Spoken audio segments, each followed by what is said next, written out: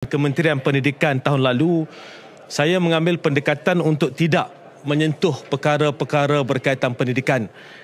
Ini untuk memberi peluang kepada Menteri baharu menjalankan tugas sebaik mungkin. Pendirian saya, pendidikan tidak boleh dipolitikkan.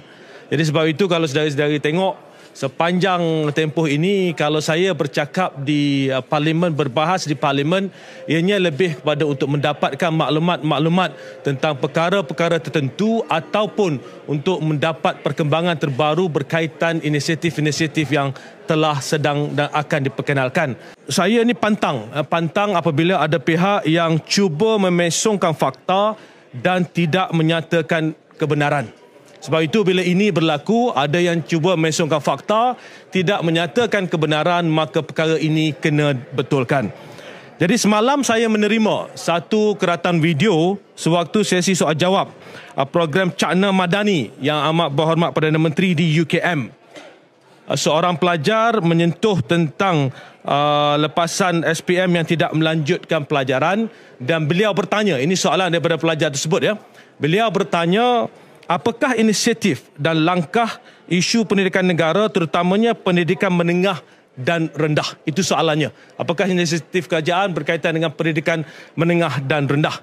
Jadi saya nak kongsikan jawapan yang amat berhormat Perdana Menteri ya. Menteri Pendidikan Fadlina sebut sekitar 30,000 tidak menduduki peperiksaan SPM. Jadi dia telah minta satu laporan dan kajian yang teliti. Ini lepas pasca COVID dan kerana politik yang tidak tentu arah dan tidak ada dasar yang jelas. Ya. Bagaimana boleh ada Menteri Pendidikan ketika itu dan tak boleh pantau anak-anak yang tak ambil peperiksaan 30,000. Dia hanya memerlukan hadirnya Fadlina sebagai Menteri Pendidikan baru bongkar. Ini masalah di sini. Tapi dalam kempen-kempen dia tak sebut perkara ini. Bagi saya 30,000 orang tu perkara yang serius. Baik. Okey. Saya tunjuk ini nak buktikan bahawa apa yang saya nak cakapkan ini adalah berdasarkan fakta. Apa saya nak cakap ini berdasarkan fakta. Itu apa yang disebut oleh Yang Amat Berhormat Perdana Menteri semalam. Video itu pendek, 47 saat. Dan anda boleh lihat berapa fakta dalam 47 saat itu yang betul. Ya. Pertama sekali, dari mana datangnya 30,000 ini saya tak pasti.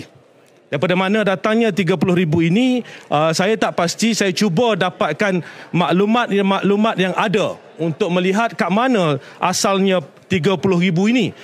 So kalau kita lihat kat sini, 14,858 calon tidak duduki SPM. Ya. Sekali lagi ini gambar siap, ada gambar menteri lagi, 14,858 calon tidak menduduki SPM. Dan begitulah laporan-laporan media yang lain, 14,858 orang calon tidak menduduki SPM. Jadi sekarang ini bila Perdana Menteri menyebut 30,000, daripada mana datang data ini, siapa tipu siapa.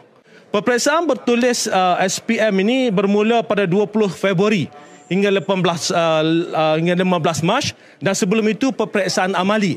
Peperiksaan ini berlaku bukan waktu saya. So macam mana saya nak pantau yang kata menteri pada waktu itu tak pantau 30,000 tak ambil peperiksaan.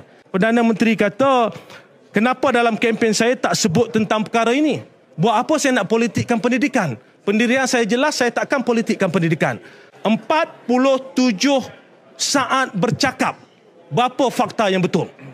47 saat Perdana Menteri bercakap, saudara-saudara semak berapa fakta yang betul. Sebab itu ini penting. Saya tegur dalam Dewan hari itu berkaitan dengan kertas putih vaksin, pembelian vaksin. Saya tegur, jangan bercakap tanpa fakta. Ia sedap didengar. Rakyat sana dengar 30,000 semua orang pick up. Apa fakta sebenar? Apa tindakan sebenar?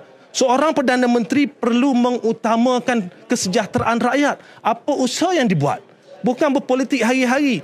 Saya bila dijolok saran tebuan ini tak ada masalah. Kalau saran tebuan duduk senyap-senyap tak apa. Tapi selepas ini kita akan mengambil pendekatan bahawa sekiranya inilah politik yang dimainkan, bercakap tanpa fakta, bercakap tanpa data-data yang benar, kita akan betulkan satu persatu.